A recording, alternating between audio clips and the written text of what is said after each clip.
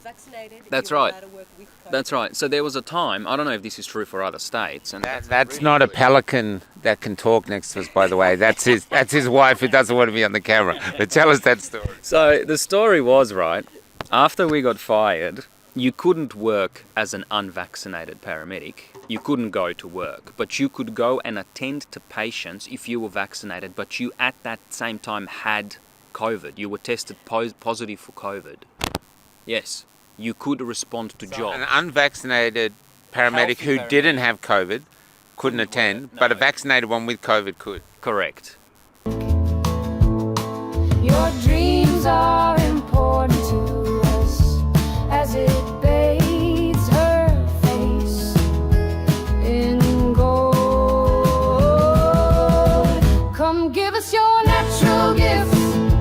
We make wealth from toil. Come pretend for history's page that we're advancing Australia fair. Let's pretend that we're all advancing Australia fair. Okay, on all of this journey, there's been a sense of synchronicity, and today is perfect. Okay. Here we are at a small garage, remote garage, and then you come up and go, Cafe Lockdown, and we're like, okay, you know about us. So can you close the door, Cal? And so go from there. Why did you come up to us? Why do you know who Cafe Lockdown is? Why have you... I've seen you online. I've seen a couple of podcasts before, and I've listened to you a couple of times. I can't remember, and I just thought, I know what these guys are about. I'm gonna have a chat with them. And why do you know what we are about?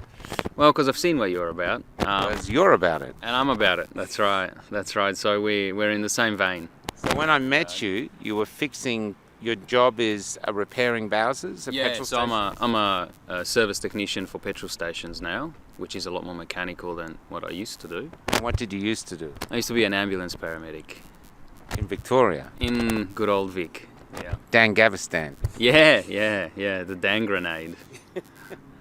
Now, what made you want to be a paramedic? I guess I loved being out and about. I love helping people, and I really enjoy the autonomy of the job in the sense that you get to go out, you get to help people, and there's a level of freedom that comes with that, and there's also a level of care that you can provide. And to be really brutally honest, I also enjoy the being in the action part of it, you know, being in the heat of the moment and helping people when they're in that heat of the moment, and when at times they're at their lowest as well. Because I'm guessing that your duty is that you enter a house where it's all chaos, they're terrified they're losing a loved one or something, and you can't come in all chaos and panicky, so you've got to come in as a calming force. Yeah, you aim to be that at all times. You don't always succeed, but that's certainly what you want. You want to bring a level of calm and peace and presence, you know, a little bit of classic music in the background and calm everything down. Was there ever Was there ever one job that stood out to you, like, wow, you thought, okay, that was either saving someone who couldn't be saved or anything like that, and one job that stays with you more than another? I mean, you know, it's hard to pick one job. They're all... There's lots of jobs you want to talk about. There's lots of jobs that you remember forever. Give us one. Well, going to sick children is always challenging. And working in the country, that's always a bit of fun as well, because they're bred differently in the country. One job that stands out, that's both sad but also humorous, is a job of an old farmer who decided to put his tractor in auto drive and just cruise around the paddock.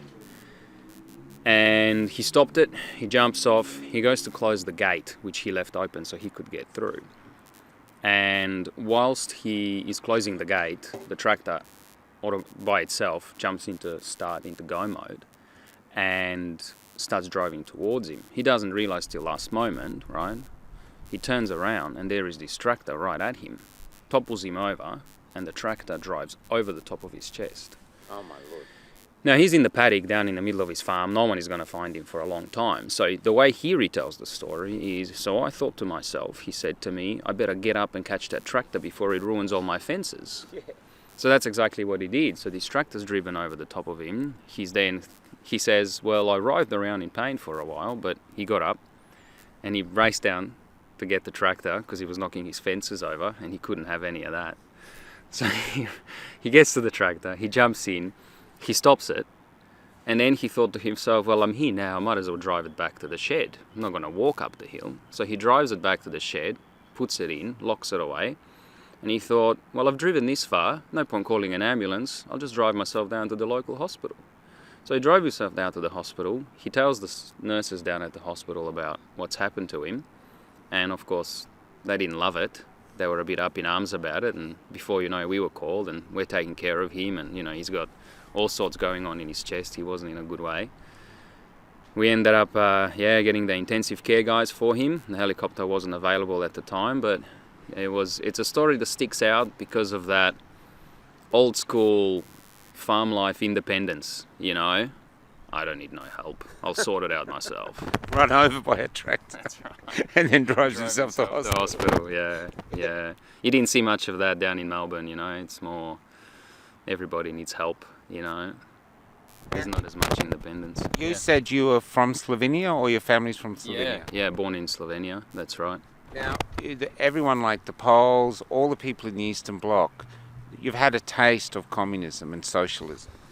Yeah, I was lucky. It sort of became a republic a few years after I was born, but the remnants of that certainly stick around, and it's educated into you, and people tell you about the stuff that they went through because of an oppressive government and how quickly that can come about, especially if the people are a bit, what should we call it, untoward or unaware of how having power wants you to have more power, and so people in politics enjoy that, unbeknownst to them sometimes. And you certainly learn about everything that socialism, communism and overpowering tyrannical governments want to do to you, and every time it's sold as, this is for your own good, we are looking after you, you need us to take care of you because you're clearly too little and too silly to decide for yourself.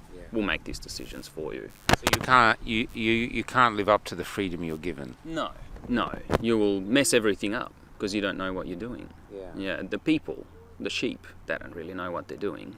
Yeah. They need someone like us up here in the ivory tower to tell them what they need to do. Because I think this is why, like even Mary, the old lady who was pepper sprayed, she was Croatian. Yeah. There was the Solidarity group all throughout the movement, but there was lots of people from Croatia, former Yugoslavia, you name it, Bulgaria, even people from what's that country in South America starts with A? Argentina. There was people from Argentina, from Chile. Anyone who tasted tyranny was here. Even Vietnam. I had Vietnamese people there going, this is communism, we have to stop it. But the rest of the world wouldn't listen. Why do you think that is? Even though you've got all these people from other countries going, warning, Will Robinson, warning. Yeah. There's a term in psychology which isn't going to come to me now, I'm not going to remember it, but the idea is that we all have an idea that whilst these things may happen to other people, they're probably not going to happen to us. And I think in the Western cultures we've had it so good for so long that we just like to think that it's keep going on like that. And when you're from a place where you've studied communism and you've studied politics and socialism and all that, you're very quick to observe that things are changing and that this is starting to smell like things that you used to know. And so that just rubs you up the wrong way a little bit, and maybe you're more aware of it, and maybe you believe in autonomy and freedom of choice and things like that. And so most of these people who come from these countries have moved for a good reason. So when they have come from that and now to see a little bit of that happening in the place they love and call home, it gets their hackles up, it makes them worried, and they don't want to see that happen again. They want to ensure that the freedom is there for generations, because it's like, the frog in the hot water. It's like that. It happens slowly. It doesn't happen overnight. initially you think, oh, this is not too bad, this is still okay, or it's getting a bit warm, and eventually, you're in a place where you don't want to be. Yeah. Because you didn't do anything about it when you first started being a bit uncomfortable. Yeah. And it is, because it is hard. It's hard to fight back, isn't it? We don't want to make issues, we don't want to cause trouble, we don't like to bring on strife, and why are you having to be the tall poppy? Just pipe down, do as you're told. Why do you gotta be a problem? If everyone just did as they were told, then everything would be great. Yeah. But unfortunately it doesn't always work that way. I think driven mainly by people's insatiable appetite for power. Absolutely, yeah. So we know that power corrupts, and the more you have it, the more corrupting it is. Yeah. And it takes a very, very special kind of character, I think, who can resist the idea that it wouldn't, or who can resist the power and the want for more. Yeah. For sure.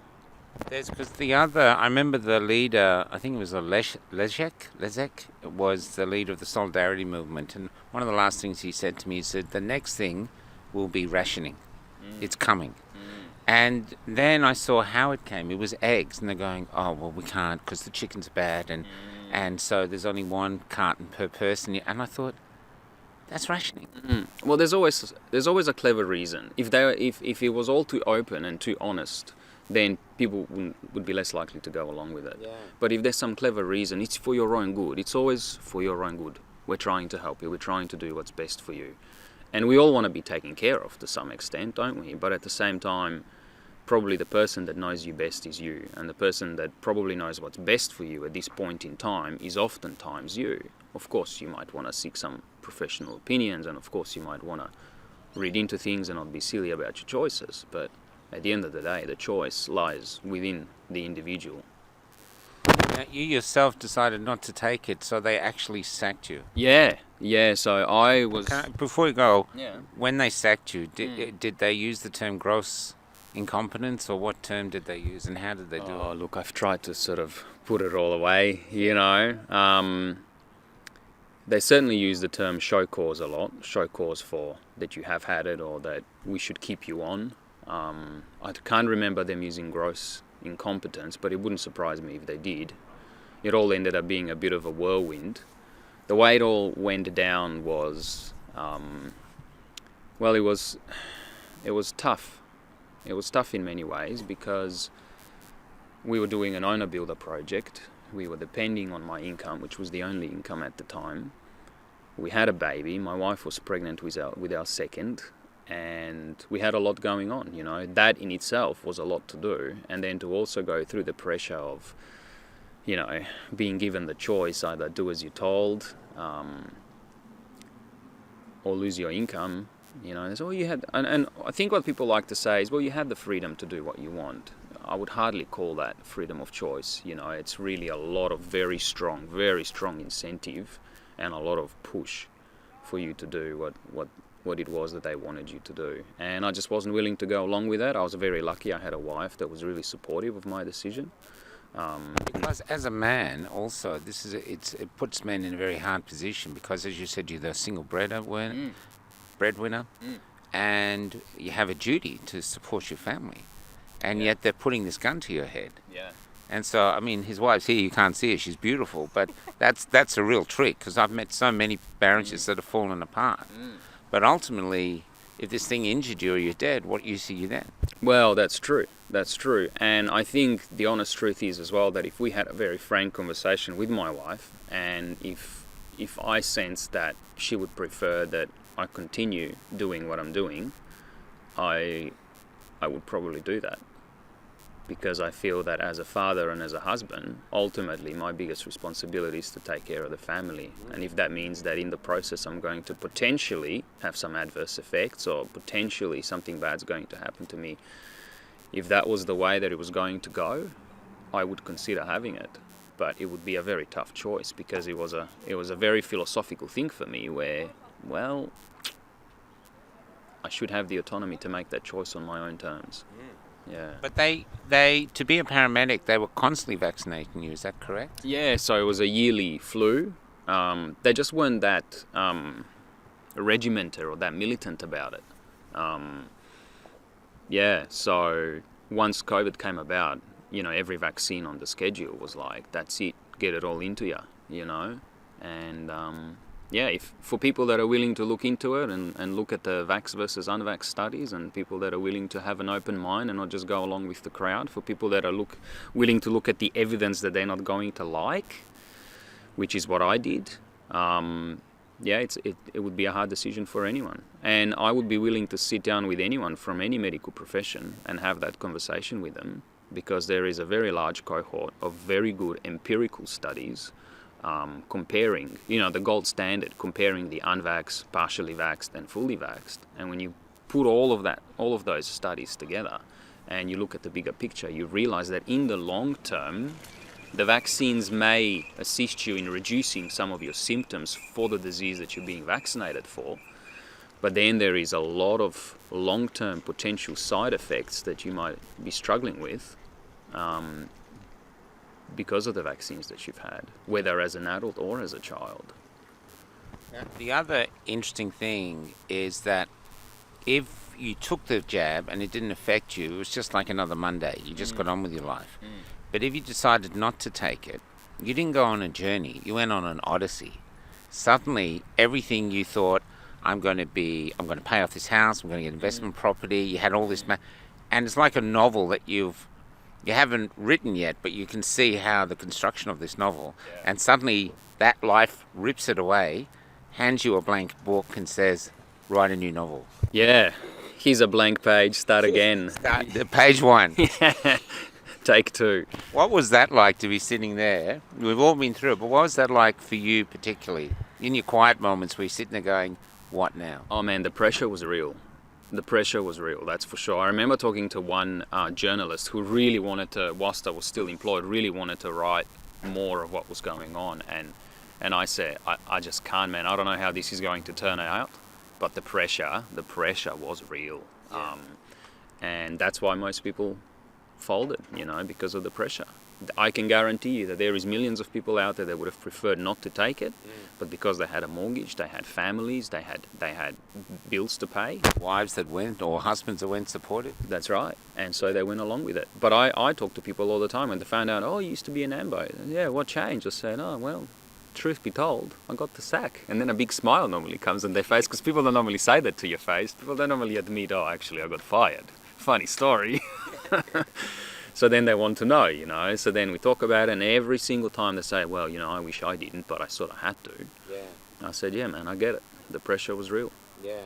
But what's really interesting is, because you were in the Eastern Bloc, I know it had become a republic, but the generation before you, if they escaped the Eastern Bloc, they would have ended up in the West with the same unwritten novel. Page 1. Well, and so you're kind of going through the same, because society kicked you out. That's right. So page 1, start again. I guess I've had a few of them. Firstly, when we moved from Slovenia to Australia, it was I was 14 and a bit, just before I turned 15. So we started from scratch then. Do you speak English? Very little. Yeah, wow. Yeah, do you know I thought hasta la vista was English? True story. Yeah. So you learn, I went to an English language school and start from scratch then, and then get fired, sell the house, move states, start again. Yeah. So what was your first thoughts? Did you take some time off to contemplate your future, or were you in a way like, no, we have to earn money now? Because the other thing, it was hard to get a job. Because every job, no matter what it was, wanted you to have this crap in your veins. That's right. It was hard, and I did whatever I could. I advertised in the local paper. I called around to see who would take me on for a few bucks an hour. I nearly wrote a sound, "We'll work for food." I didn't need that in the end, which was lucky. So it was tough. Yeah, working was tough. And did we take some time away? We did. We managed to get out after we sold the house, and there was that bit of a financial relief, because now there's not a mortgage hanging over you anymore. We did go on a little holiday, and we took some time out, and that was really helpful. But you gotta get back on your feet. You gotta get back into it, and that's what we did. We got back on our feet, got back to work, and keep on working away. And you said that you stayed in touch with some of your paramedic friends. Oh yeah, especially the ones that weren't vaccinated like myself. We still hear from each other. We was talking about what's the latest. How is this all going to pan out? Is it all going to be swept under a rug, or is some justice coming at some point in time? And I guess time will tell. You know? Even the insanity. I have another question, but the insanity, and you'd have to agree, you have a pandemic and you sack your paramedics. Yeah, because we're a huge danger. We're very dangerous, mate. You don't understand. Super spreaders. It's just You know? insane. Well, I worked right through the pandemic all the way, right? And I was saying to my employer, I was saying, look, I'm willing to take the extra PPE. I mean, I'm willing to put all the personal protective equipment on that you want me. I'll take all the rat tests that you want me to take. I'll take the temperatures or whatever. I'll do it. I'll jump through any hoop. Like, I want this job. I need this job. I'm happy to work with you in whatever capacity you're happy to work with me. But it was just a hard no. Yeah. There was nothing. They gave me nothing. You got to talk about how once you got fired, there was so few paramedics. They ended up having you work even with COVID. Oh, that's right. If you were vaccinated, That's you were right. allowed to work with COVID. That's right. So there was a time, I don't know if this is true for other states. And That's not a pelican that can talk next to us, by the way. That's his wife who doesn't want to be on the camera. But tell us that story. So the story was, right, after we got fired, you couldn't work as an unvaccinated paramedic. You couldn't go to work, but you could go and attend to patients if you were vaccinated, but you at that same time had COVID. You were tested positive for COVID. Yes, you could respond to jobs. An unvaccinated paramedic who didn't have COVID couldn't attend, but a vaccinated one with COVID could. Correct. Yeah. So I love the logic there. You know, yeah, I have COVID, but that's okay. I'm vaccinated, so I'll attend to your nan and go into the nursing home. Not a problem. But you unvaccinated, you bad boy. You know? The It's logic. insane. It is insane. It is insane. It is, yeah. But you said some of these paramedics were dealing with patients that were vaccine injured, you were saying? Yeah. So there's definitely, and I was saying to you earlier, it's hard to come to terms that something that you really believe in is actually causing harm. Yeah. And so even when whatever healthcare professional comes in contact with someone that has been vaccine injured, they will look for every reason and blame it on everything else other than the vaccine. Because when you work in an industry, you want to believe in that industry. You want to believe that the thing that you have taken, your family has taken, and large parts of the society have taken, is good for them. And it's very hard to then acknowledge and say, no, actually, this person was injured and this person was injured and this person. And I found even doctors were doing that. The doctor was saying, could be anything, but it could not be the vaccine. That's the one thing that it could not injure you. And I don't know if it's still the case. I'm not in the healthcare industry as much anymore, but it was definitely the case when I was still there. Yeah. We had that in Perth. There was a 21-year-old who had a heart attack in ER. And that's what they said to her. She said, well, how can I have one? I just had my heart done recently. Everything was perfect. Tests. And now I've had a heart attack. And straight away they said, can't be the vaccine. Yeah, it's typical response, you know, because they don't want anyone to think that the vaccine can do anything but good. Yeah. So it's like a religion in a way. I think so. Yeah, you could say that. There's strong belief in a product, despite a lot of evidence to the contrary. Yeah. Can I ask, how have you dealt with the great apathy and silence of Australians in these last few years, where you've obviously seen things that are really concerning you, and everyone else is just blasé and going through? How have I dealt with it? Yeah. I guess I've had enough support around me that I managed to get through. I really wish that more people would speak up. I wish more people had courage, because it does take courage. And I find in Australia, no one wants to be the tall poppy. There's a real, cut the tall poppy down, that we'll be having none of that. You stand out too much, you're a sore thumb, get out the road. But yeah, it's hard. It's hard. I think for everyone that was vaccinated, but wish that they weren't vaccinated, I wish that they spoke up more. I wish they stood their ground more. But I think I'm lucky, because I have had quite a few people around me who were supportive of my decision and supportive of my choice. And there was other paramedics and there was other healthcare professionals that I got in touch with. And so together we formed a community, and then there was also other external communities that I was part of, which were also parts of it at least quite supportive. So that's what got me through, I guess. So at this part now, you're almost 5 years into this now. Yeah. You're living in another state. You're doing another job that is completely unrelated. Yeah. And do you have any regrets? Do you ever sit there working on a petrol bowser and thinking, why didn't I just take the shit? No, I never, ever think that. Sometimes I wonder, you know, when you're in your teens or in your early 20s and you wonder how your life is going to pan out, you certainly don't predict things like that, you know. You cannot imagine. I feel like truth is so much better than fiction, and yeah, I never think that. I'm glad of the choices that I made. I think it's been one of my finest moments, you know, to stand through all of that pressure and to look back and say, most people folded.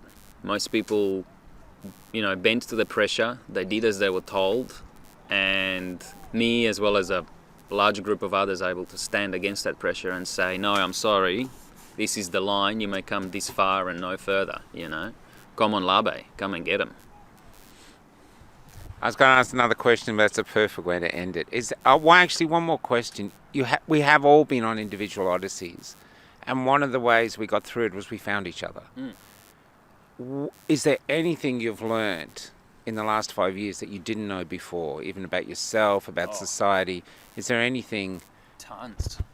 So share some of the lessons you've learned for the people who haven't been on the journey. Okay, I'll give you two. First one was about myself, which is, it's through hardship that you become stronger. It's through hardship that you grow. You'll never meet anyone that sits on the couch, watches Netflix, eats popcorn and says, wow, I've really grown through this experience. I'm a much better, much stronger, much healthier person for this. It is through hardship that we get better. That is one of the things that I've learned. And the second is, a lot of the time there's no Calvary. You know, if you want something done, you're gonna have to get it done. You know, if it is to be, is up to me, basically, type thing. So, yeah, if you see that a change needs to be made, go and make it, man. Live your best life. Don't wait on others, because it's unlikely that it's gonna happen. Do it. That we're all advancing Australia fair.